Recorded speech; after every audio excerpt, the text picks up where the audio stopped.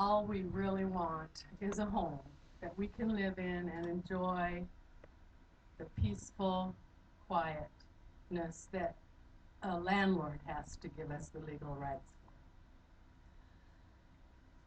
for. Geothermal drilling does not support this basic human need, and people always have and always will fight for their basic human rights. I'd just like to read to you this that happened Thursday, May 13th, and as we all know, May is not very far in the past. May 13th, the Maasai protesting against the Olkaria geothermal plant expansion. South African Times reported yesterday of Maasai tribesmen blocking the drilling of 4 geothermal wells at Kenya's Rift Valley region to protest environmental and health damage. According to the news article, about 100 protesters stopped the engineers from KenGen, the county's electrical generation firm, from working on the wells near the town of Naivasha.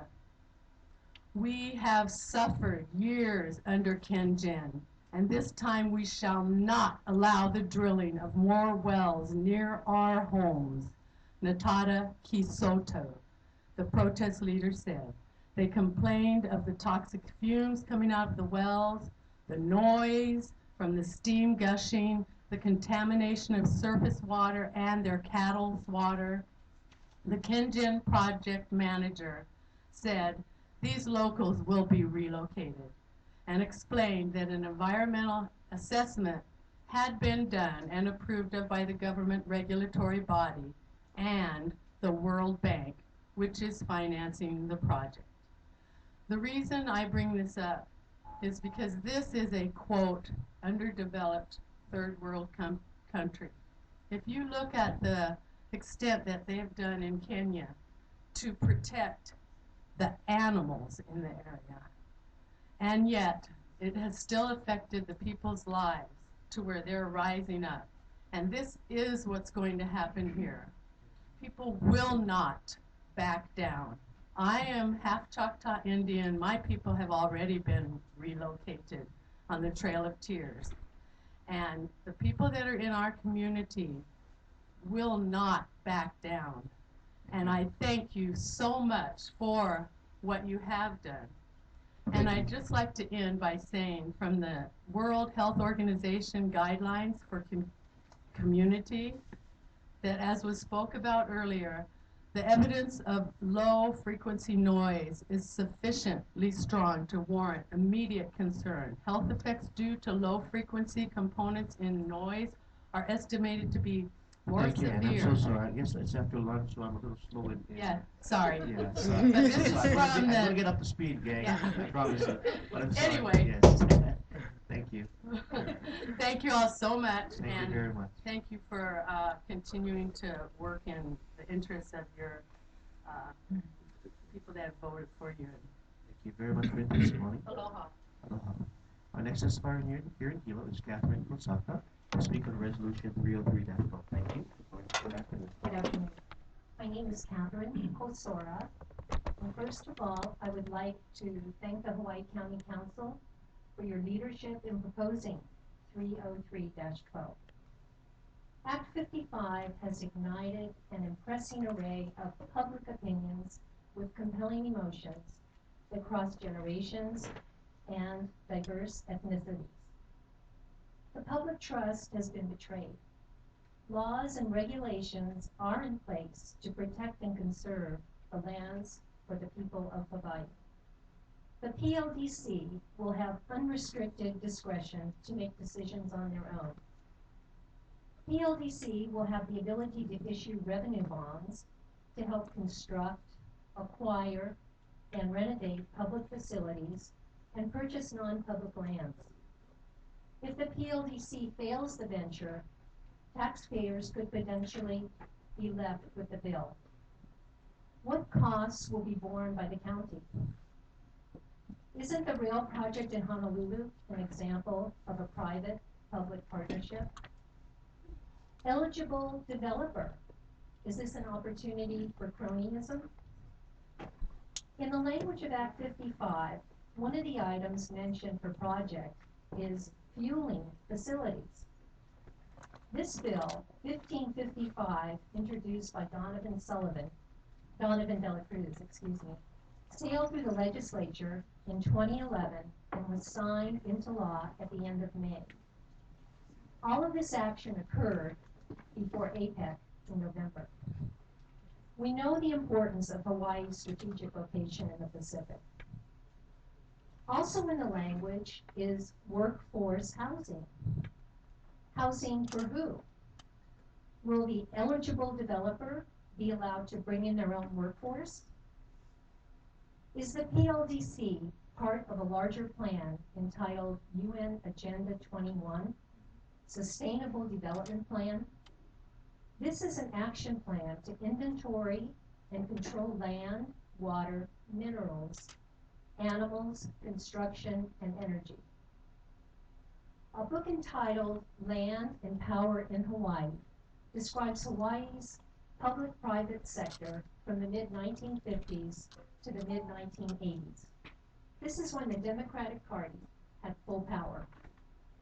George Cooper and Gavin Dawes wrote, and I quote, "In democratic years, political power gained at the polls meant a chance to lay hold of that land power, reach out and manipulate land, buy title and large tracts, control the development rights and even larger acreage, and profit from them." Is this history repeating itself with the PLDC? Thank you. Thank you very much for your testimony. Before I go out to Pahua for the one testifier there, I do want to say for the record, when we reconvene here, the council members that are present is Councilmember Ford, Councilmember Blas, Vice Chair Pulano, Councilmember Yoshimoto, Councilmember Smart, and Council Chair Yugam. And over in Waimea, we have Councilman Pete Hoffman. So just for the record. Okay, very good. Let's go to Pahoa and introduce your testifier, and we'll come back here to you. Thank you, Mr. Chair. Next testifier is Luana Jones, and she is commenting in support of Resolution 302-12 and Bill 292. Thank you. Good afternoon. Aloha. Hi, I'm Luana Jones, and I wrote something down. I'm appalled at the lack of integrity of some of the people testifying. People that are about the people that are impacted. Obviously, these people belittling them are not impacted, and obviously by their testimony, they don't care. I live within 2,500 feet of the plant, but we're upwind of the plant, so it doesn't impact us as much. Plus, we we added onto our house so that we're not on that side where the noise is loud at night. But I'm concerned about the neighbors that are being impacted detrimentally. Actually, I was a participant in the Rule 12 mediation, the 60-day limit mediation, and noise was a major issue in the formation of the asset fund, or what ended up being the asset fund. Had we been able to apply the asset fund money for what it was originally intended to address, people within a certain distance would have some form of compensation for the impacts, like electricity vouchers or temporary relocation.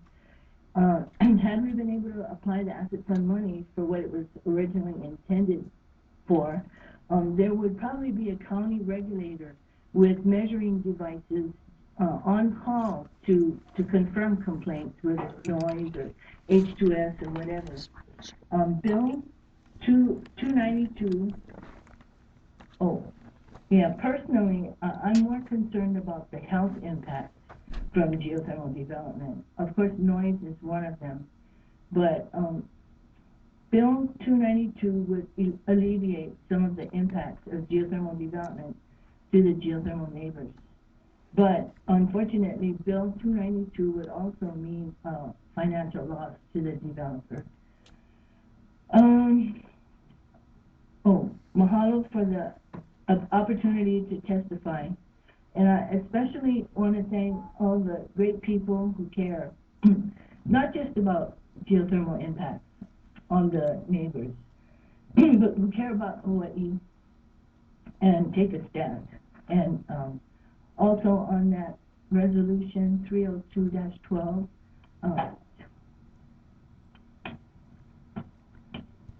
just want to express my appreciation to the county council for voting unanimously to repeal that. We heard a lot about it today. And one last thing, I just came into this office and I found this little flyer or brochure. It says, keeping you safe in case of a geothermal plant incident. And I've lived there for 30 years, and I've never seen something like this. And so I would advise that it get mailed to the residents in the vicinity, and that you even make more effort to inform the neighboring residents of this kind of information. Again, thank you very much. Aloha. Well, thank you very much for your testimony. I'm going to come back here to Hilo and let the record show that you speaking and joined us. At this point in time, I'd like to call on Aurora Martinovich to speak on Resolution 303-12 and Bill 292.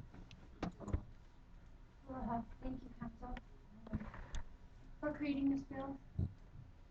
And I'd like to thank my councilman for everybody voted for us for a change. I appreciate that. I had to move out of my home because of geothermal impacts, noise being one of them. And I don't wish the suffering of any further people in the area. It's common sense. And yes, it will impede the profit margin of PGB. But they've been on our back for 20 years, so let's try to be balanced here. Presently, this illegal county and state has allowed an Israeli corporation to pollute the air and the water and the land of the nation of Hawaii and disrupt the lives of the people, be it Hawaiian spirituality or the physicality causing the death of one of my neighbors, the pulmonary edema, and the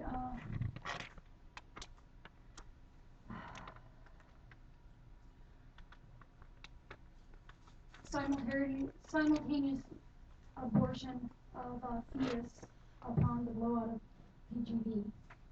So PGB needs to be stopped. So I appreciate just the small steps that are being happening here.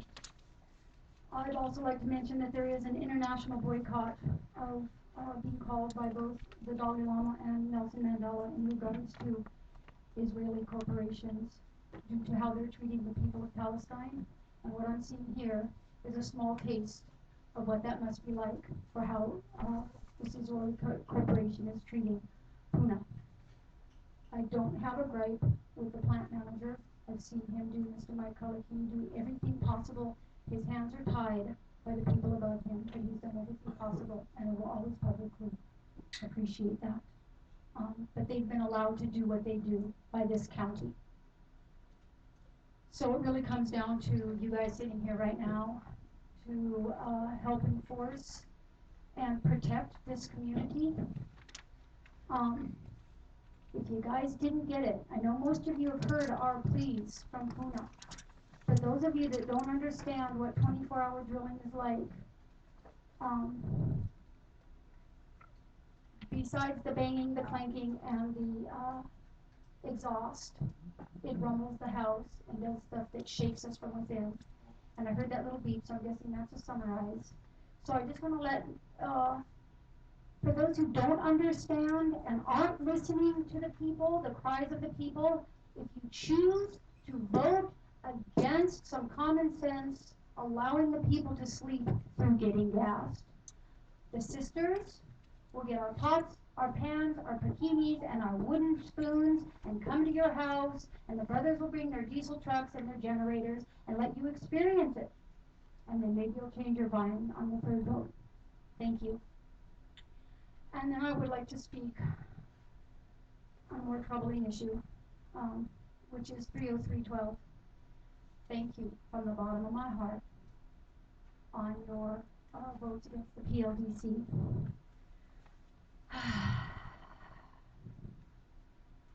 Everything in the physical world has a spiritual basis.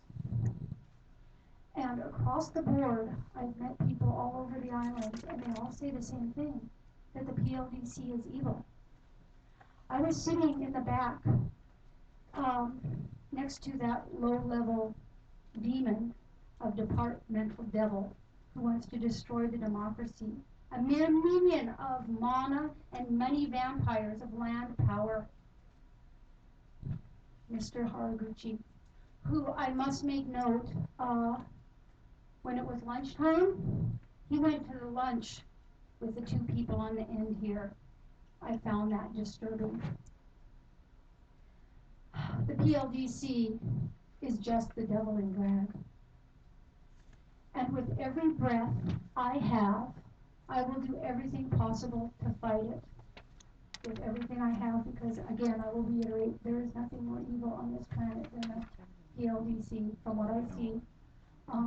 What the woman was stating earlier about the Maasai, I've learned that similar things of the PLDC, Agenda 21, it's just a face of Agenda 21, are happening all over the world. And I've taken a vow of nonviolence. But at some point, if you keep pushing the people of Hawaii, we will push back. And I'm not saying that to you guys. You guys are our allies. But to the PLDC man that was in the back, I consider him a demon. And I will use my every breath to stop him. And I know that all the people of Hawaii will do that also. October 8th, from 2 to 4 at DLNR. Red. Thank you. Our next testifier is Jerry Warren, to speak on resolution 279-12. Good afternoon, Jerry Warren. I took the bus in from Na'alehu for the video testimony resolution. I just said the word bus. You saw me talk with William Brilhanti and Kathleen Garson. They told me I couldn't mention the bus. They're going to cut me off. Or I hope you don't have a button. There's no trap door under the seat. But that is what they both told me. And you saw me talking to them. So I'll continue. Our Na'alehu County Clubhouse is wired for video. All somebody has to do is flip a switch, and we could be up and running. All of that stuff was put there long before the CDP. They had a vision meeting, and the state installed all of that stuff. We got everything, and it's ready to go. Gotta flip the switch. Anyhow, people at home are expecting to have their video testimonies played at the council meetings. Why else would you write this resolution? Why else would Mr. Al be talking about the 3-minute time limit? Council members Hoffman and Ford already said that the videos will not be played. This was at the last committee meeting. They will not be played in session. That's what they said. Where does this resolution say that? It's kind of vague about whether or not this people will get what they're expecting. So in reality, testifiers need to appear at the council meetings in person.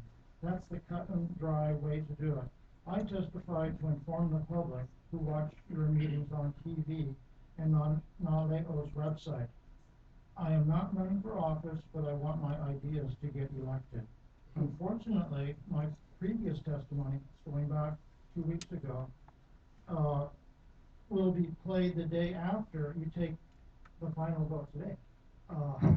And you know this happens quite often, but you never do anything about it. Again, why not take a phone call from a common person with a landline?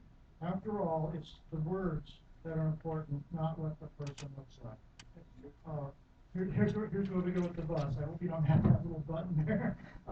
There are Volcano residents who ride the Halion bus to your meetings. I watch them get charged $1 for their bicycles.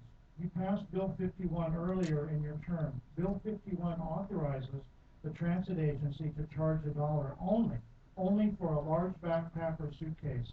Bicycles and skateboards are not mentioned. I worry when I try to carry, you saw me carry my groceries in I worry when I try to carry them home. The transit agency is charging for that extra bag, but your bill 59-1 does not authorize that. The transit people have never given me a fact-based answer for doing this. Again, you are more interested in your cyberspace supporters than you are in the people who come here on the bus. You won't even get the transit agency to stick to the ordinance you passed earlier in your term. I'll skip my grief that I went through at the last meeting. And in summary, please use your powers to make our current systems more user-friendly before you open the cyberspace can of worms called video testimony. Thank you, sir. Thank you for your testimony. Our next testifier is Tim Reeves. And Tim, I have 9 items here. I won't read everyone, so just let us know when you transition, please. Okay, thank you, Mr. Chairman. Aloha, council members. 1 second. And also, if I could ask Councilman Travis to come forward to the table, please. Thank you. Hello, Tim. Thank you. Aloha, sir, and council. I also would like to start on resolution 279, and this is relating to video testimony.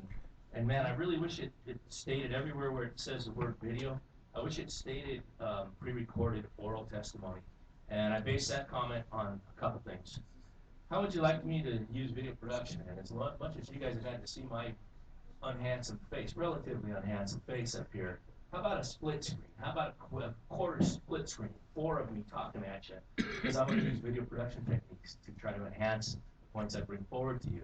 If I know Pete Hoffman likes sport cars, then I'm going to have that on the green screen back behind me. Some of you might like dancing music. I'll have a mariachi band. I'm going to try to get in with you and really get you guys on my side. Now, that would be great. That would be a lot of fun and a lot of laughs and everything, because some people would use it for humor and what have you. I could morph my face into Obama and then back into myself. I could do all kinds of digital tricks. Now, I'm not paranoid that that's going to happen, but what does bother me is this. Whenever you talk about open meeting rules, you pretty much got to go to section 92-3. And let me preface that first with this. If what this council is trying to achieve is opening up so that more people who can't physically attend are allowed to present fair oral testimony, I'm all for it. Again, I use the term pre-recorded oral testimony. When we start talking video, boy, you're opening a can of worms, in my opinion, in my estimation. You're going to need staff to review these things to see if there's anything offensive in it before you even distribute it to other council members, to all of you. It's a nightmare that way, a quagmire. Open meetings, 92-3. Basically, it has 3 mandates and 1 option. The mandates are very simple. All persons shall be able to attend. The board shall afford all interested persons an opportunity to submit data, views, or arguments in writing on any agenda item. The 3rd item is the board shall afford all interested persons an opportunity to present oral testimony on any agenda items. Again, not necessarily video testimony, but oral testimony. That's the phrase they use continuously. Now the option is the boards may provide for, quote, reasonable administration of oral testimony by rule. Again, that same term. So I just think if I were to ask this council here and say, hey, you know what? I got something I want to tell you 9 guys, but I don't want it on the public record. Can I submit that to you? Or is there any way I can get that to you now and don't let the public know about what I'm saying on it? No, that wouldn't be correct. That would not be correct at all, because the people in this room have a right to see how you respond to testifiers. Again, we're speaking oral testimony, not written testimony, which is not regulated. In fact, the counties can be in trouble if they don't allow written testimony. The Sunshine Law is very clear that you have to be very, very open. It doesn't have to be 3 minutes of reading time. It can be 20 pages and more. So to summarize that quickly, you already allow snippets of video testimony through PowerPoint presentations. So I just think you're going down a dangerous path there that may be abused by certain people who seek to take advantage over their fellow citizens. But to anybody who wants to do it fairly, and in fact, I think that you should read Sunshine Law openly towards openness. And to anyone who cannot physically attend, I think they should have the right to present oral testimony as long as we keep it as that. Okay, and Resolution 280. I'm not, again, I don't care too much about this one way or the other. I do have a philosophical concern, or I should say ideological concern. There seems to be this premise that if you let taxpayer money fund everybody, it'll kind of equal everything out. That's really false. If there is, some of that will happen, but there's a real big problem here. The first point I would like to make on it is, what about the incumbent bump? Now, I remember one of the mayoral election cycles, I think the term was given about 750,000. It may have been jokingly stated, but someone tried to put a price tag on Mayor Kim's goodwill value. In other words, the bump that you get from being a prior mayor or an incumbent or something like that. And it may have been even been Mayor Pinoy who said that. Bottom line is this: I would say council members get about a $20,000 incumbent bump. That's because of the exposure you get repeatedly, name exposure. That's if you do a halfway decent job. People see you, your name regularly. So if you don't wait, people are saying, well, we'll cut it, everybody's going to have even amount. What about the incumbents? You should weight it down for the incumbents possibly if that's even legal and if it can even possibly happen. But you can't put your head in the sand and ignore that there is a bit of a problem there trying to even out incumbent benefit. If you just give everybody equal money and an incumbent chooses to use public funding. The other thing is, I think if you're going to run for public office, I like that to be open to everybody. The real problem is the cost of elections. You know, you're not going to get any more sanctified people or wondrous souls because it's public funding. You're going to get the people that want to run. There's something in the personality that says, I'm going to do this. It's a good thing, you know, to try to help your community through representation. But, you know, it's not going to stop. There's no way you can stop the incredible amounts of private money coming in. You can't stop that. That's a damn free speech thing, yeah. So, bottom line is... Excuse me, I can't hear the first part. The bottom line to me on this, or excuse me, sir, the bottom line to me on this is, it hasn't been worked out. I don't think it worked really well. I really like people to compare dollar per vote. Because me, I'd like to go out and buy votes if I was ever going to run for something and I had the money. I'd like to break every law and just give everybody $5, you know, and will you vote for me $5? Here we go, we got a deal, man. I'd love to do that. But the point is, you're going to have the taxpayers paying for a guy like me that will use the public money to say, I'm going to give everybody the same deal I give as my customers. You know, on the videos, you're going to see my sign behind me, too, whenever I testify now, with my company name on it, you know, a big smiling face. So, you know, just don't think it's the fix for everything. There's a thing called friendly fascism. I'm reading this book, Politics and Ideology. They speak about how all the fascist regimes, they threw the people carrots and let them feel they were more involved in the political decisions being made than they actually were. There's reasons why that's done. Moving on here, and I'll try to pick it up, sir. Sorry that took so long. 303, PLDC. You know, DNR is saying they're going to pay attention to culture. But there's a big area where they're really missing it. There's two big things. One is that, you know, the U.S. Congress recognized on behalf of all the people of the United States that there are unresolved claims to the Hawaiian Nation, to the people of the Hawaiian Nation. Now, we're talking about trust lands. Again, these are not, they should not be called public lands, as public lands is understood in continental law and continental situation. In fact, the Organic Act speaks against using that term public lands. It says Hawaii does not have those. The people who testified before about the trust situation, they're correct. I wrote a letter to the BLNR, the board of BLNR, when Kim administration was seeking a property. That was a potential part of the resolution of the OHA settlement. I wrote them and I said, it is improper for you to even be considering executive ordering this to our county for a park, as nice as that would be, and eventually did happen, while the discussion was on the table about OHA possibly having that as part of the settlement. By the way, it was so-called ceded lands. It was seized Crown and Kingdom lands. It's a very touchy issue. I think that stuff should be resolved before we start developing public lands with private interests involved. I don't think we have the right to do that. I'm more concerned about the way that this came about through the state legislature. People on a big island, we're getting more and more politically Occupy all the time, and we're sharing this information with each other. It's funny, when we talk, we're not as eloquent, but we sound a lot like the Founding Fathers' words. You know, little snippets what people say here and there, you go, oh my gosh, they don't even realize it. That's right there in the Declaration of Independence, Constitution, many federal laws. So what the heck happened with our legislature sneaking this thing through at the legislature, where it really should have been hashed out, a lot more, further reviews? Do you want to have the potential of like KOA campgrounds? Let's say a big vendor comes in here, the state is so desperate for money, that's the real problem, right? How about somebody comes in and says, man, we're going to build you these beautiful little mini marts and campgrounds, you know, it's going to be great. Every 5 miles, statewide, no one will be without a soda and gas for their car and a wonderful place to sit, kick back, and day picnic, or, you know, spend the night camp out. You know, if you do that right, culturally sensitive and all that, it might be cool if you have the right to develop on those lands properly. But if we could end up with some really cheesy projects that fail commercially, and then another testifier mentioned, we're stuck with the price tag on it.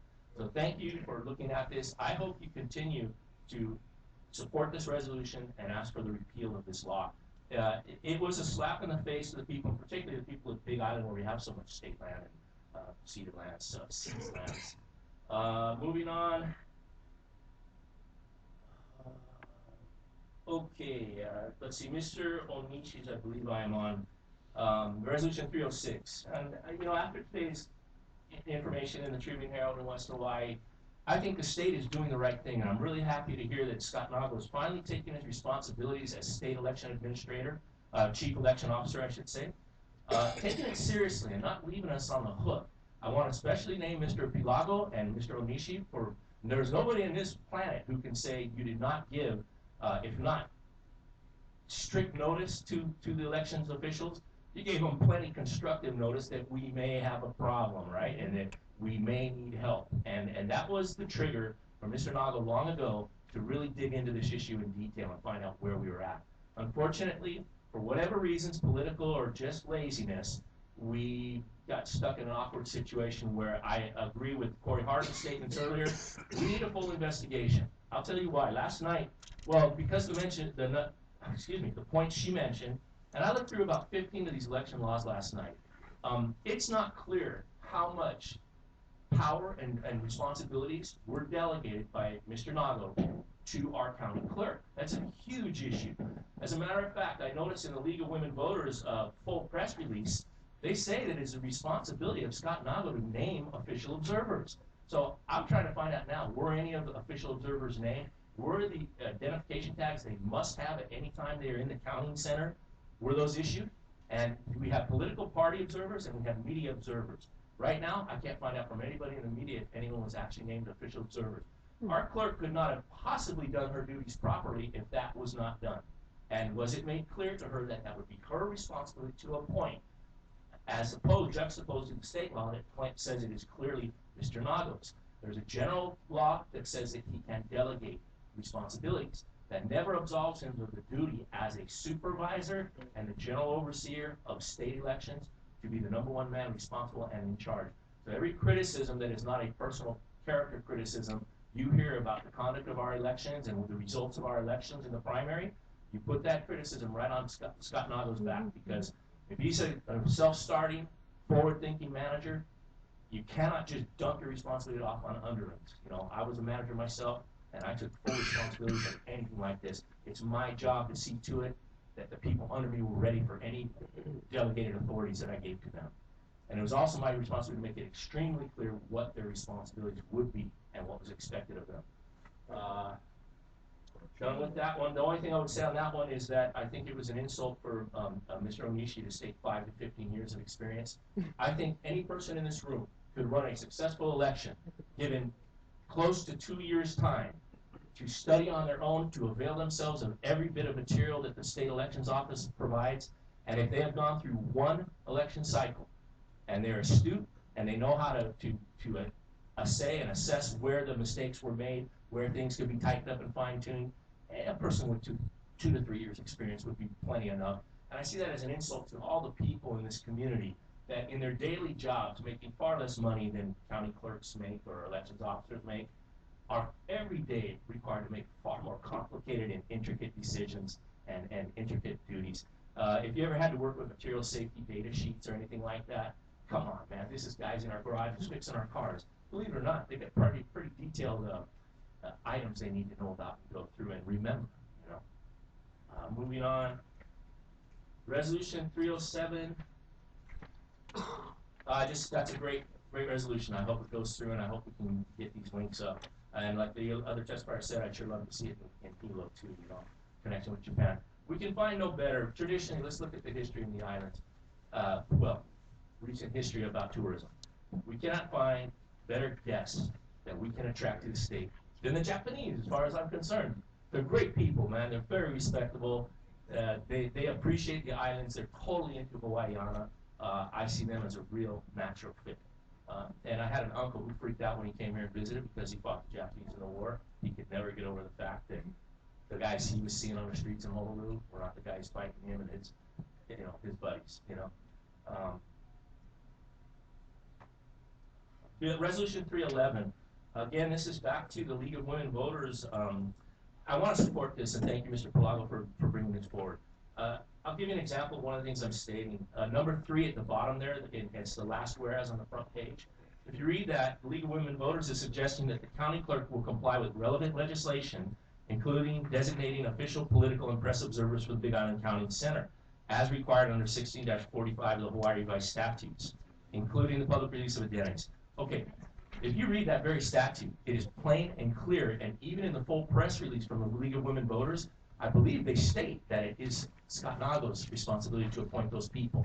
So there's a conflict within this resolution, but they're on the right track. You need to make sure that these people are there. If I didn't state it earlier, one of the very important reasons why they must be there is because it's very difficult. There's another law. There's so many laws related to this stuff. One of them says that once the sealed cans are delivered to a precinct, they cannot be moved or touched or anything unless there are no less than 2 observers, the official observers that have to be named and designated. Media observers are some of them, and the other ones are political party observers. They must be wearing a name tag or they're out of that building. They're not supposed to be within their premises. Also, the state election officer designates where the Big Island County Center will be. Yeah, so this whole issue of what was properly delegated, how much information was given to our county clerk about the delegation, the other issues about what really happened there, what the paper's calling the blue flu today.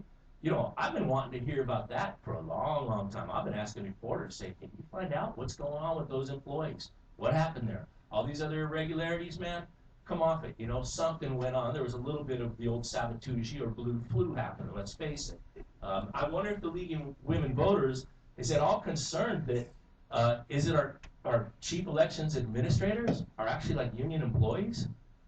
Does that concern them? Should they be looking at maybe that needs to be some other form of appointment or assignment of those job duties? Maybe they should be non-civil service. I don't know. Those are the questions I would expect that group to look into for true independence. And I think that's about all I got on that. Although I will say, after reviewing about 15 of the relevant laws here, in fact, the ones that the League cites, I think there's a whole lot more going on here where maybe the whole election process statewide has gotten a little more lax than the legislature mandates. And I'm saying I think there is a lot of shared responsibility on the part of the chief election officer of the state. So we must have this investigation. It must not interfere with the successful completion of the general election, but it must happen. We must learn from it. Thank you.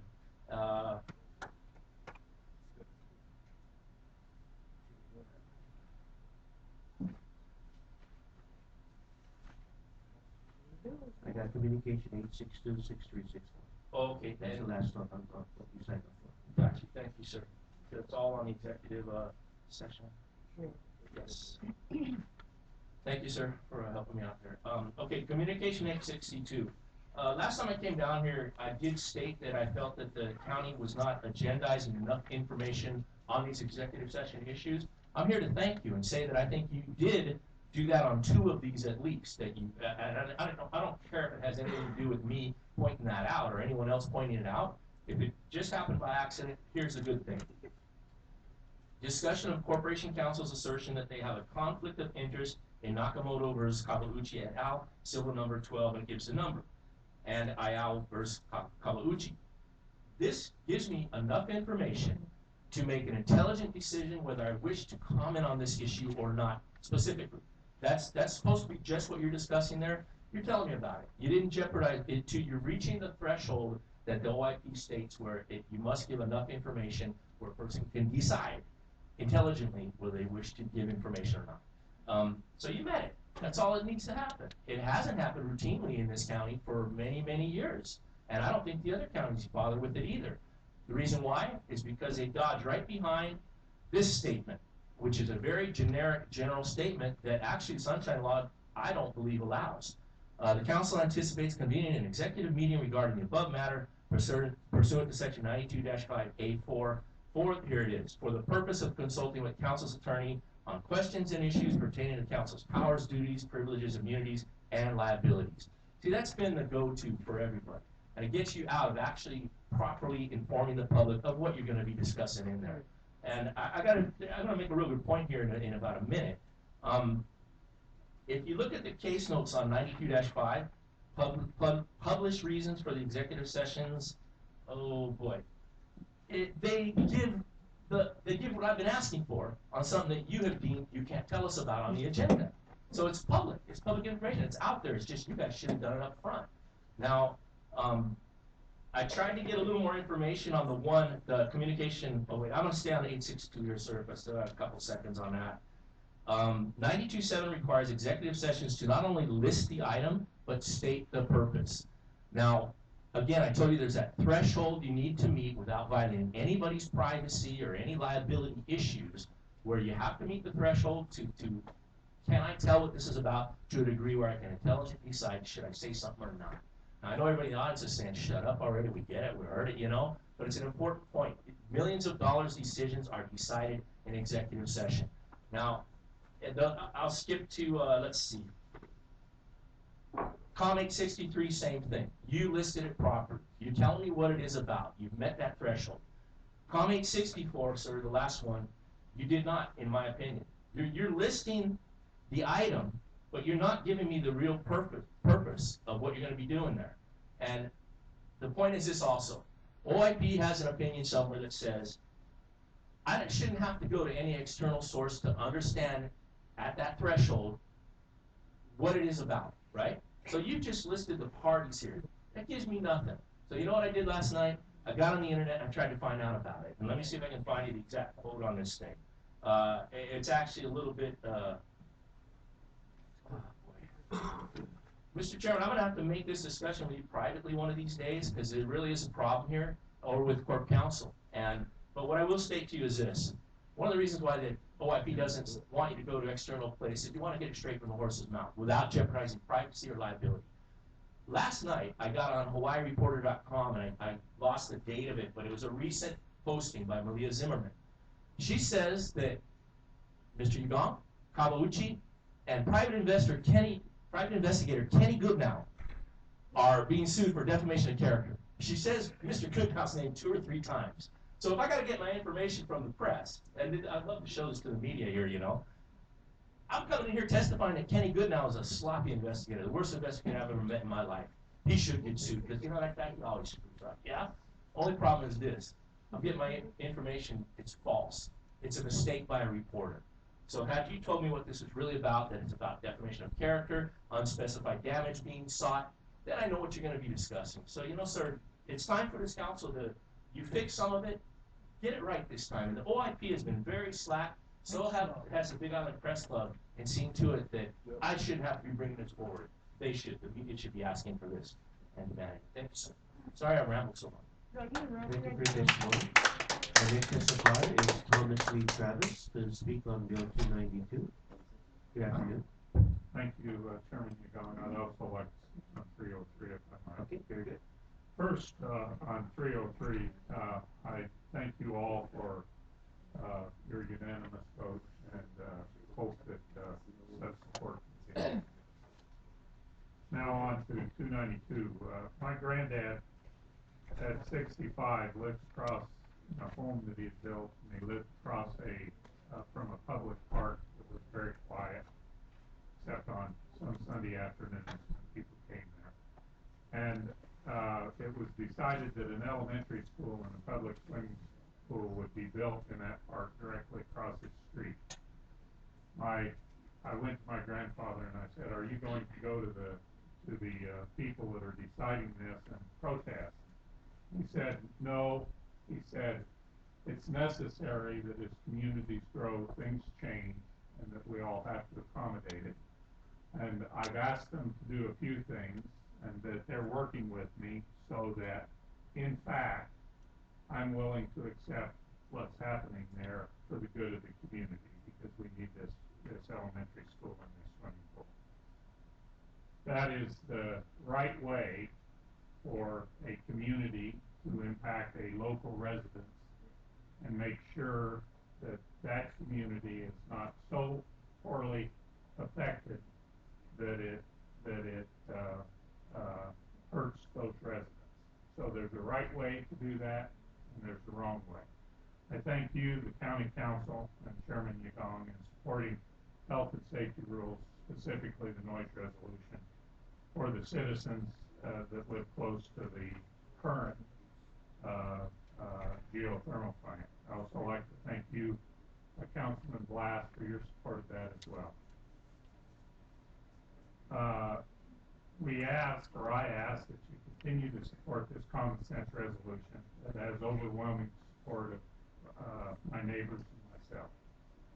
I would also like to point out that I've scanned the letter by the Council of PGB.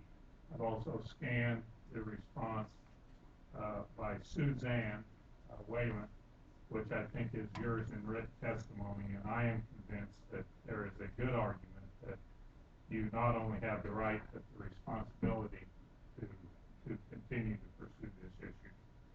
I will not question the motives of those who have expressed opposition to this bill here today in public testimony, but I do know that those directly impacted negatively by the noise and those who understand that they may be impacted in the future if state plans for geothermal are realized and we don't institute appropriate protection for the community, overwhelmingly support this bill. There is a right way to put industrial facilities in neighborhoods, and we thank you for taking that step in doing this the right way. It is a welcome sign for a community that has lost some trust in this process. I thank you very much. Thank you, sir, for your testimony. Our next testifier, if I could ask Ronald Fujiyoshi to come forward to the table, please. Our next testifier is Laura Travis to speak on Bill 292. Hello. I would also like to speak on 311 resolution 303. Very good. You need to bring the microphone stage. Is that better? There you go. Noise can have negative impact on people in their homes. Our neighbors say it is having a negative impact on them. We need to listen and support these people. We thank you for your support, including you, Councilman Glass. I certainly hope treating the people correctly will most certainly is in your charter. And I hope that you do not support those who selfishly ask you to stay quiet so that corporations can police themselves.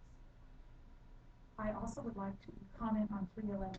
My vote was not counted in the last election because someone decided that my husband signed my absentee ballot.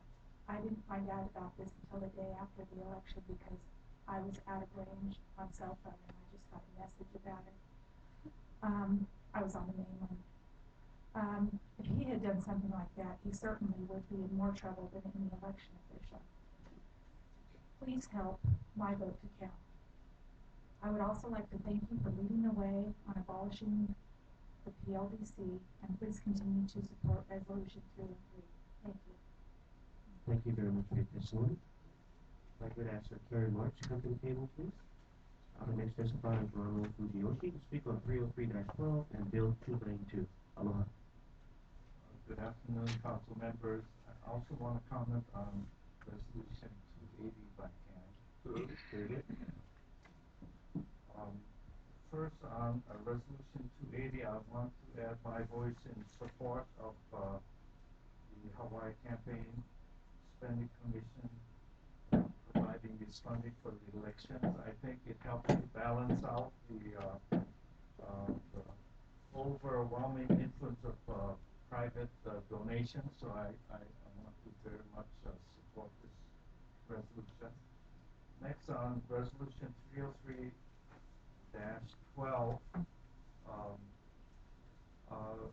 I was a missionary in Asia for 20 years and came back in 1988 and have been living in Hilo ever since and tried to keep up with all of the issues now.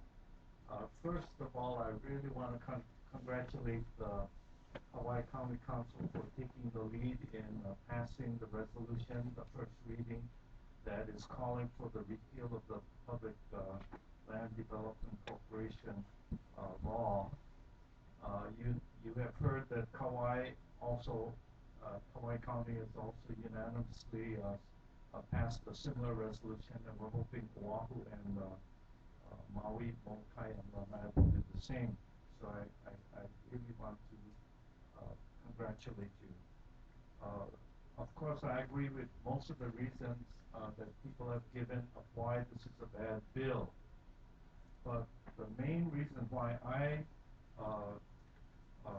think that this is wrong is because of what I feel is the injustice originally done in the overthrow.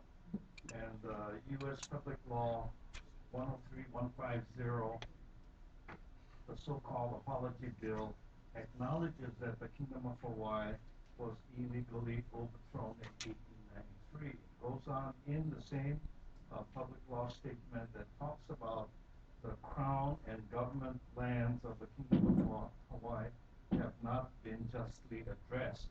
And so that to me is a major problem. Now, the Public Land Development Corporation, I think, is a blatant attempt to make a profit together with private corporations on land that the state of Hawaii does not correctly own. So I think this is an insult to all justice-seeking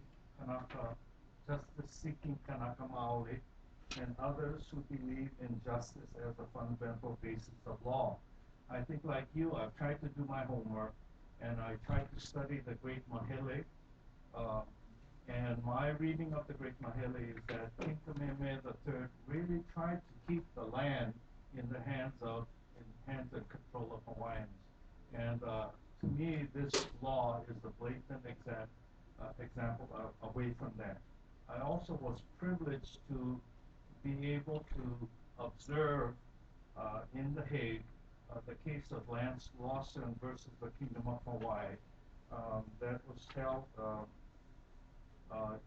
before the Permanent Court of Appeals at the World Court.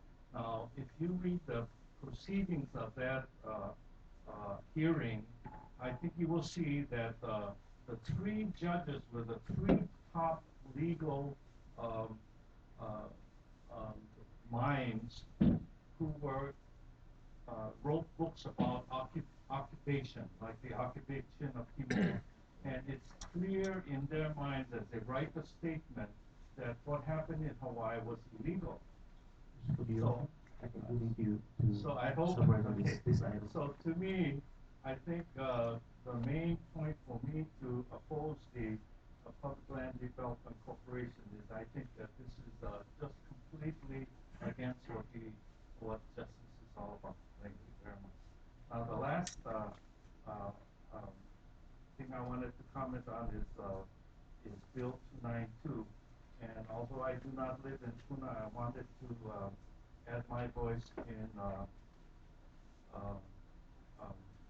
asking for your support in the passing of this bill. I think that it is correct, and it is a right of the especially neighbors of this corporation to restrict the operating hours. Now, of course, I agree with most of them that plants should be closed down, but until that happens, I think this bill will immediately help a lot of the people in the vicinity. Thank you very much. Thank you, sir, for your testimony. If I could ask Mike Galakini to come forward to the table, please. Our next testifier is Carrie Marks. In addition, folks, we do have 6 more testifiers here today. Carrie Marks will be speaking on Resolution 27912, 28012, 30312, and Bill 292, and Bill 305. Aloha. Good afternoon, everybody. 279-12 is the video testimony. I strongly support this.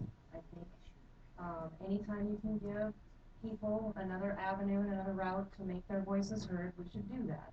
Yes, there might be abuses. Oh my goodness. Do you not think we could pull 100 people out here to testify on every single agenda item and jam up your whole day in real life, because we can and we have. So that can be done. Anything can be abused. But for anybody to testify that this is a bad idea because it might be abused is a crock. I'm not sure where that comes from at all. Let the people speak. The chances of that actually happening and getting abused are nil. Most people can't even upload a video by themselves. They want to do split screen, post it to YouTube, and then tell somebody where the link is. They ask Carrie. That's how it gets done. So it would be a lot of work for me to abuse this in their name for you. For what end? For what end? It just makes no sense. Please put it up. Please fix it in the field. It's not that big a deal, honestly. Just treat it like written testimony. Write rules that say, just like the written testimony, it has to be due by a certain day. You send a video link, and then you all review it before you get here and we do all this. If anybody has any questions about how to do that, I'll be here till the end, as usual. Next thing, Resolution 280-12. That's the clean elections. I strongly support clean elections. Again, it's not perfect, it has funding problems, but it is an excellent stab at a very big problem, and we should continue to fund it and fix it in the field, as we have been. On Resolution 303-12, abolish the PLDC. That's a good idea. Thanks, Brenda. You're awesome. You're the first one. This is the first county. Be proud of yourselves. This is the first county to pass a resolution against that. Kauai followed. I think Oahu has. Nobody's mentioned it, but the Facebook page for the PLDC is so frickin' busy. I scrolled for 20 minutes and couldn't find. It is so busy. Oh, did I say? You said freaking. I said frickin'. Yeah, that's it. It's connotation to that. It's a word. Oh. Thank you, Carrie. All right. Don't spell that out on the 88. I did it again. I'm about done, I guess. All right. PLDC is bad. We like Brenda. That was about all I had. Oh, yeah. Every single island has passed or is passing a resolution against this. There's also going to be a massive public demonstration on Monday from 2 to 4 p.m. across all the islands. I am very proud to say that the Big Island has 3 protest spots. We will be in Hilo at the DONR.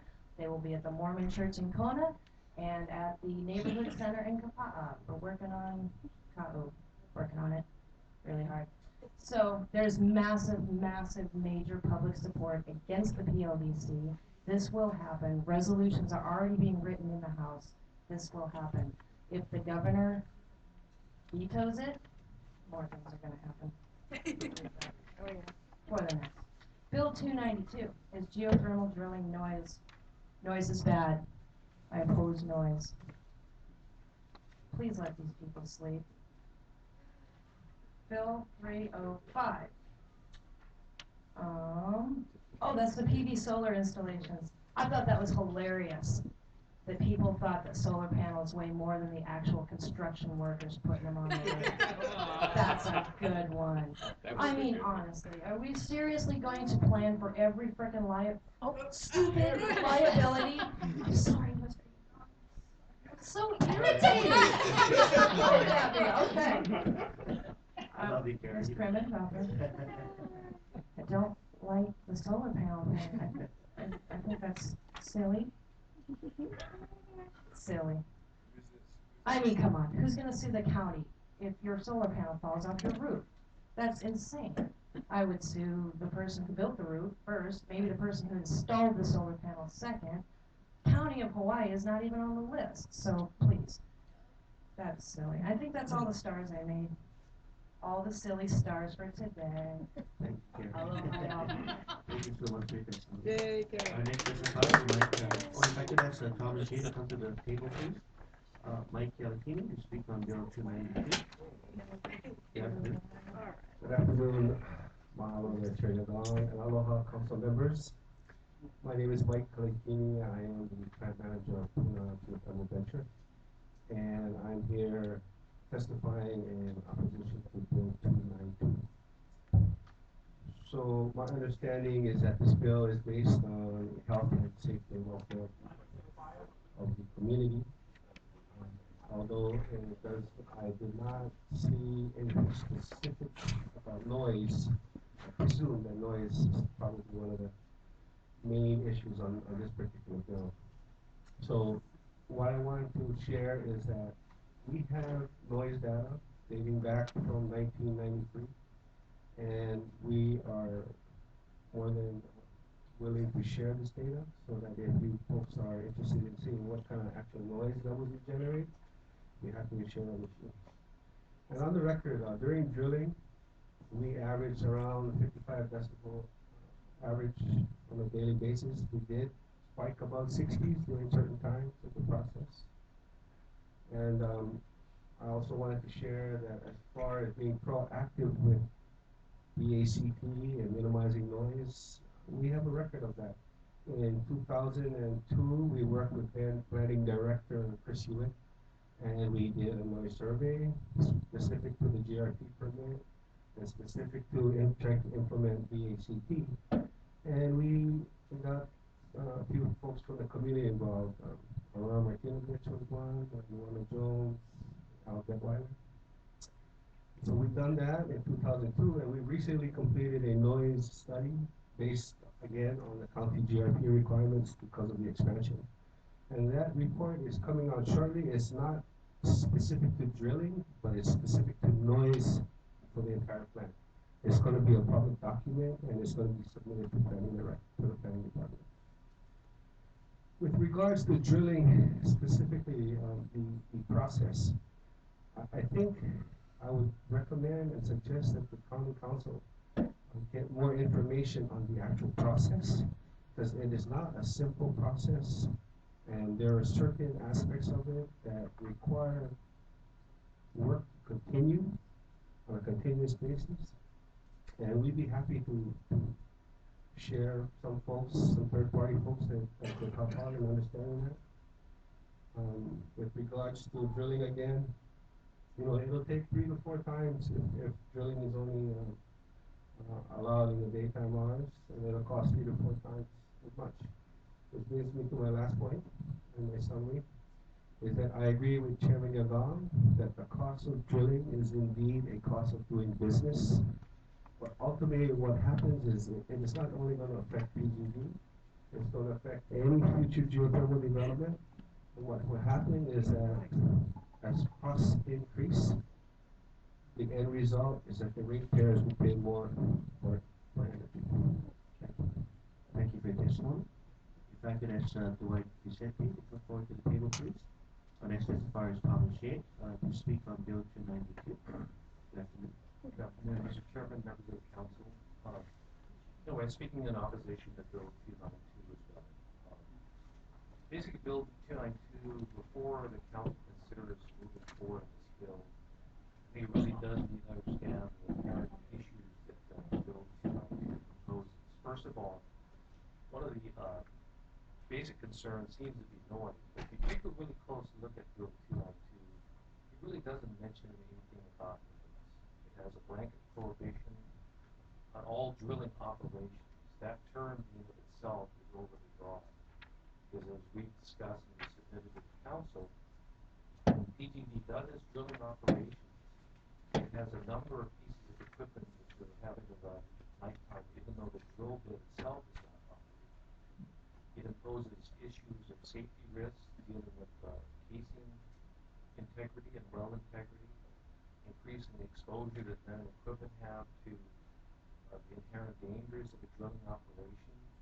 And the benefits of the bill from a noise standpoint really are negligible, because we're talking about very minor differences in actually operating a drill bit versus having to keep all these pumps and generators going just to pump mud down an interval to keep it clean. So that's the component of the bill being overly broad in terms of its language as opposed to the results that it's trying to accomplish.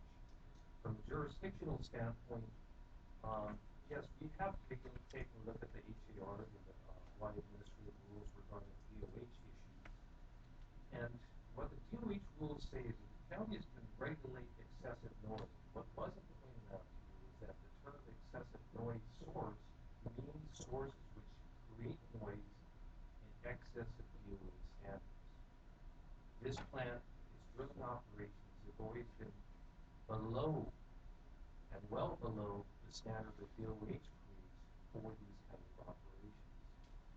Another thing that I think the council needs to be reminded is that since this plant started and since its vetting in 1999, there have been hundreds of building permits for new dwellings, as well as additions to improvements that have been pulled since this occurred.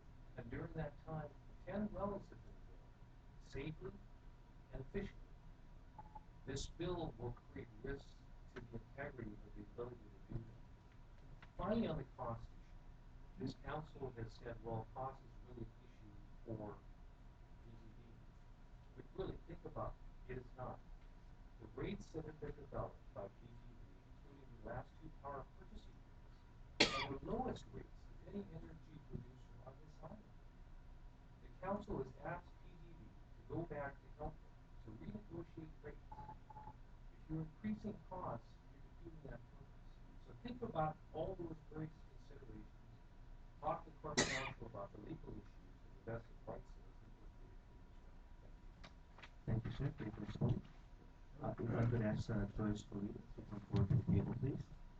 Next testifier, Dwight Vicente, speak on 303, resolution 303, 306, and 307.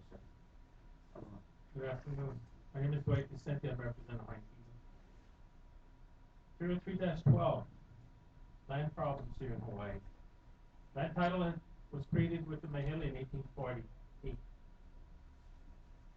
With the Bennett Constitution of 1887, forced upon King Kalakaua by foreign nationals, foreigners took charge by illegally taking up arms to get the right to vote without being naturalized to the kingdom. With that was the signing of the Reciprocity Treaty, which is a bogus treaty that does not conform to U.S. Constitution. It violates the... What item are you talking about? Sorry. 303-12. Okay, thank you. Please proceed. And with the Reciprocity Treaty, the U.S.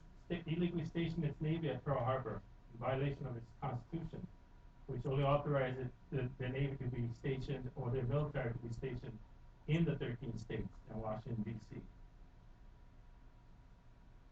With the signing of the lottery bill on the morning of January 13, 1893, U.S. Minister Stevens declared it was an act of war against the United States and removed the Queen by force. All because with the Reciprocity Treaty, the United States had applied the Northwest Ordinance of 1787 to this kingdom. And then they created the provisional government, 13 foreigners. The 13 foreigners created a Republic of Hawaii, here again 13 foreigners. In 97, the treaties that the King Kalakaua signed under the 1887 Bennett Constitution was the end. U.S. citizen Dole could not sign a treaty as head of the phony government called the Republic of Hawaii, so they claimed to have given the United States all sovereignty that the kingdom possessed, to include property such as crown and government lands, because they could not exist anymore. No treaties. All treaties with the foreign countries all ended in 1887. So they did it by joint resolution. Here again, Northwest Ordinance of 1787, most people know it as the Monroe Doctrine. From there, the lands had been called ceded lands and called public land trust. There is no public land trust in the kingdom. So when you hear about the public land trust, it comes from the Northwest Ordinance to include Bishop Estate, Hawaiian Homes. These all happened after 1887, where the United States illegally applied the Monroe Doctrine, meaning no law, free for all. So that's how we got the problem with the state not having land title, because these lands are still recognized as crown and government lands. And that's why they created the corporation to shield itself from questioning of land title, which they don't have. The land title still remains with this kingdom. 306-12. Voter irregularity, here again, goes back to 1887, where foreigners took up arms against the king illegally, so they can have a right to vote without being naturalized. And the problem continues today. There's no laws to naturalize anybody, to the provisional government, to the Republic of Hawaii, the Territory of Hawaii, and the state of Hawaii. These are not nation states. These are actually illegal corporations, fraud. And no matter how you look at it, voter irregularity is going to continue until that riddle gets solved. Unless you can naturalize any individual, whether it be Native Hawaiians or other people coming from another country or colony, you'll have voter irregularity. I think none of you can meet the requirement which says you need to be a U.S. citizen or citizen of the United States, plural. None of you came from or was naturalized to one of the 13 states. And correct me if I'm wrong. Lucky if there is one of you. So that's why you're going to always have that problem. I'm not a U.S. citizen. Native Hawaiians are not U.S. citizens. There's no way to naturalize Native Hawaiian here to become a U.S. citizen unless they fly to one of the 13 states and be naturalized to one of them. Then they become a U.S. citizen.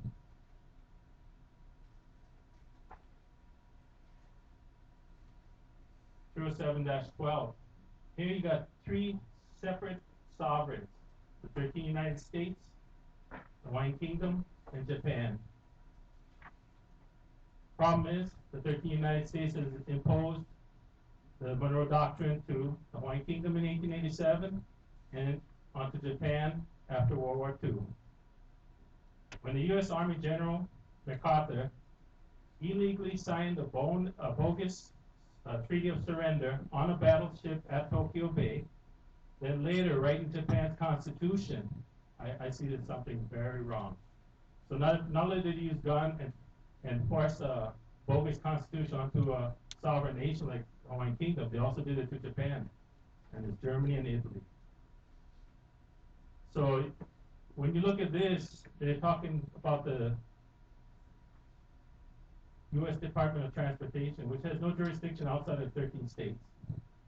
There's no jurisdiction over the kingdom, no jurisdiction over Japan, and Kona is not a port of entry to this kingdom.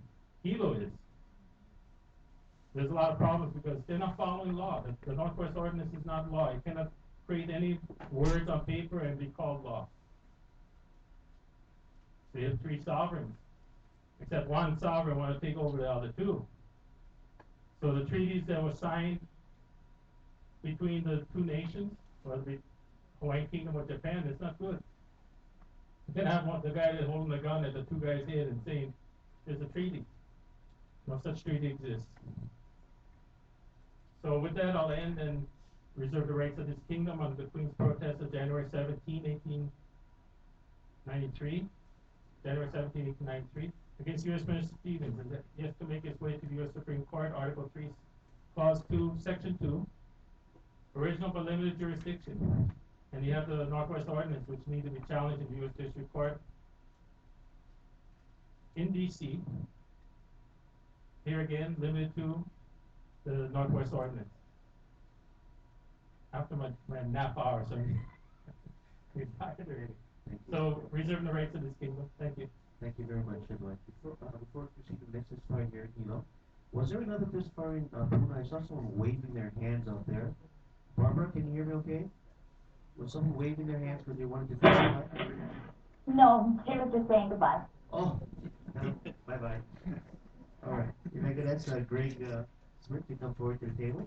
Our next testifier is Joyce Farina to speak on Resolution 280-12 and Bill 292. Aloha. Aloha, Chairman Yvonne. I'd also like to speak briefly on Resolution 303-12. May I please? Yes, very good. Thank you. Yeah, the Public Land Development Corporation, to me, and I won't use any better language, but it really feels like a big ripoff to the people of Hawaii. So I urge you to pass this resolution, and in the future, to do everything in your power to stop this from going through, because it means in my mind, and I'm not an attorney, it feels like an illegal takeover of our rights here. And I suppose history is repeating itself, as the gentleman before me so eloquently stated. The Hawaiian people were rolled over, and now we're all the Hawaiian people. And this is another rollover, this Public Land Development Corporation. So now we'll go to, please, resolution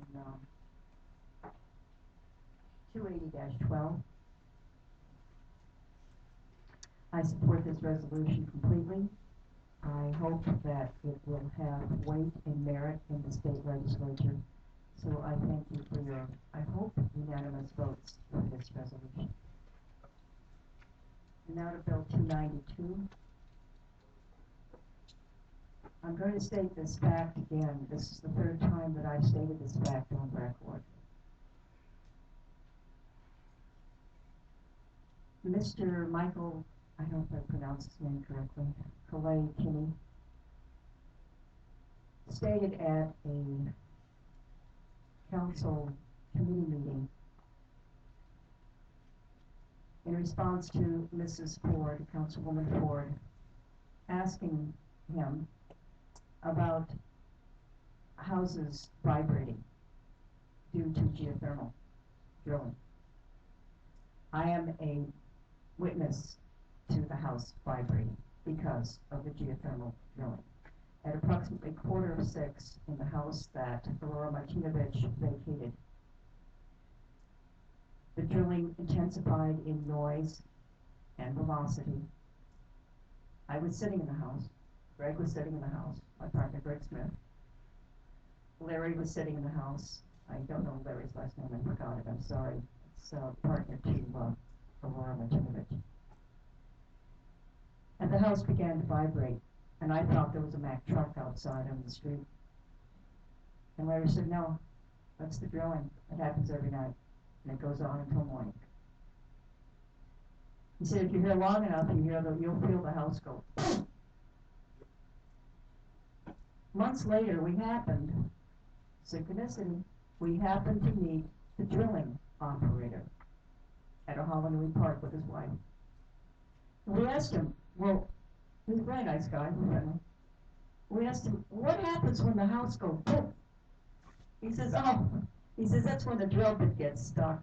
And we have to put a small charge down there to loosen it. So whatever, in my mind, I'm telling you, I've been through this whole schmear. I've been here since 1983. I lived in Kalapana Estates. I now live in the top of Leilani Estates, and I will tell you that in the middle of the night when they were drilling, it woke me up. That's 3.5 miles up. I'm a light sleeper. I keep my bedroom window open. It wasn't a loud noise, but it was loud enough to wake me up. So that's 3.5 miles away. What in the world, in a mile radius? These people will go nuts unless you let them sleep at night. If it costs more to drill that way, so be it. I'm sorry, I didn't mean to display anger, but you know, for any corporation to come in here and treat us like nothing is maddening. Thank you. Please pass Bill 292, and I thank you for this bill. Thank you. Thank you for your testimony. If I could ask Pua Ina to come forward, please. Our next testifier is Greg Smith to speak on 280-12 and Bill 292. And make a comment about the three. Okay, very good. As far as the pre-elections, I mean, it's, again, we really do need this, you know, specifically because, you know, the wealthy have way too much voice, you know, in these elections. And, you know, if I had $10 million to spend on advertising, shoot, I have a real loud voice for what I want.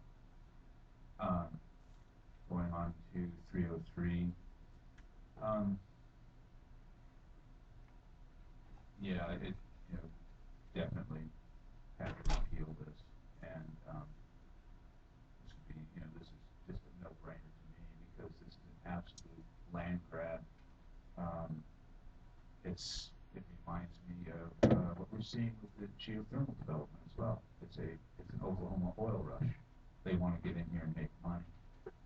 the intrinsic thing that I, cannot handle is the fact that by bypassing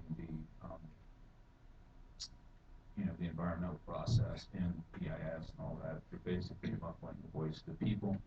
And we people that have been around geothermal for years feel that our voices have been muffled, even if we do have EIS process. Definitely thank you for this, this resolution. And you are in good company, apparently, with the rest of the state, from what I'm understanding. Okay, Bill 292, excuse me. Again, thank you. This is the right step in the right direction. The fact of the matter is, I think that, geothermal, format has made enough money off of us to our detriment. And, if geothermal had been, say, tucked away someplace in the Kadu Desert, and they had blown out or, done their thing, nobody in truth would turn to hair. Nobody. The thing is that it has killed at least 4 people that I know of, killed in 91. This is not a benign, operation. And I mean, and noise is maddening, and it can drive people insane. It really can. I know that, when I was aboard vessels, if we had certain engine noise that would just drive us nuts. High-speed diesels one day, and you do there 24/7 for 3-4 months at a time, you can really get nuts. And knowing the pain and suffering that my friends, particularly, Aurora and her family has suffered, and I've seen it. No, this is great. Thank you. And I can just assure you this: it's a lot cheaper for this facility, if we even need it, this geothermal plant, if we even need it, to be moved away from the residents than it is for us in the county to keep buying up land or wasting money in that regards. The fact of the matter is that so many people are going off grid right now today and will go in the future that they've lost about close to 17% of their customer base. No matter what happens, no matter what they do in the future, they're doomed financially, because the fact of the matter is we don't need them. We don't need their grid. We don't need them, being the troll at the door, sucking money out of our economy. Right now, these people are killing our economy. People don't even want to come here to do business. People can't hardly live here, And you know what, folks? The future is bright for energy on this island. If you want to, know the future of our island and what could be, where we could actually be independent of rapacious electrical utility companies and rapacious oil companies, go to the public library, get this book called Alcohol Can Be a Gas by David Bloom, one of the pioneers from the 1970s when we had the first oil shock that actually developed alcohol biofuel. Read chapter 5 called Brazil.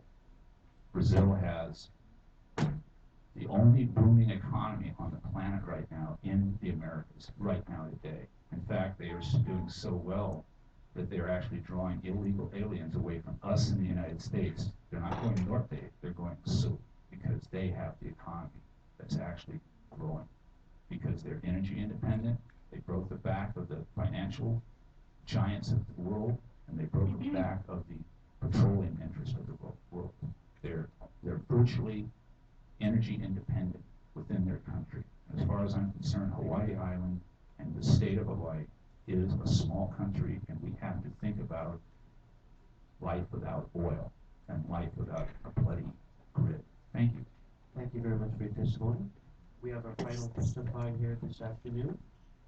We have Pua Ina to speak on Resolution 279, 280, 303, 306, 311, and Bill 292. Afternoon to the council. Mr. Young, you folks are getting a lot better at pronouncing my name, so thank you. All right, I'm mostly here for the big ones, so I'll just touch on these and be brief. And I know I'm sure a lot of you guys would like to go home and go sleep, drink coffee, whatnot. We haven't even started the agenda. Yep. So. Oh, yeah. We didn't even mention the word home. Sorry. So I know a lot of you have live for quite far away. Okay, real quick. First off, 279. You know, anything to provide a broader sampling of what public opinion is. You know, what it comes down to is, okay, we have rules here. I'm sure the rules are pretty much the same. You guys don't allow to be cussed at in the written testimonies, you know. So, and really anything to enhance the public discourse. That's, you know, that's the main thing. So yeah, 100% support. It's great. Okay, next, resolution 280-12. You know, what I'd like to say is that, you know, anything to level the playing field, because what it comes down to is there are a lot of folks that I know would, you know, they've given the mind to run for whatever office it may be, and what it comes down to is that economic circumstance really should not dictate a person's ability to represent their people, especially during the, you know, during the campaign segment of it. You know, granted, you know, word of mouth, grassroots efforts, you know, that plays a huge part, but some people just don't have the money to put up a strong campaign. So, you know, hey, yeah, I'll support that. Also, you know, really briefly, since, you know, there was certain other resolutions I'm going to touch on real quick because they're related to the electoral issue. 306-12, and let's see, the women, 311-12, the women voters. Really anything to help you guys get out of this debacle in the public eye and in the media, hey, go for it. You know, it's a good idea. Let's see real quick. And the really big one, 03, the PLDC. You know, I think it's great that this particular council set the example and actually motivated what Kauai did. You know, that's great. I was really happy to see, you know, on the internet a picture of you folks and then Kauai unanimously. You know, it really does. It makes the public, you know, how do I put this? From what I'm hearing, having my ear to the ground, the public has more faith in all of you. You know, has more faith in the people that they're electing in general. You know, granted, the whole dubious issue of land titles, ceded lands and all that, and in general, that this is going to benefit the DLNR. Okay, what I have to ask is, you know, there's the principle of law, cui bono, who profits? What I can say is that as far as DLNR goes, within the public, you know, that particular State Department does not have the greatest reputation or standing with the community, especially the hunters, the fishermen. Also, you look at, okay, you're going to allow private corporations, whatnot, to come in and make money. I mean, you look at what's going on, what happens over, like, by the mall, over in Pontiac. Okay, you've got these big box stores, retailers, they're paying how much? And sure, there's jobs here and there, but it really comes down to who's the one who's really going to be benefiting from these things. Let's see. I hope that I've spoke briefly enough to maintain all of your attention. I know it's been a long day. Thank you very much. Thank you very much for your testimony. Councilman, what we're going to do right now is we're going to take a short 5-minute rest break, go to the restroom. We'll come back and then we're going to take on the PLDC resolution, then Bill 292, then resolution 311. So we are now in recess for 5 minutes. Thank you.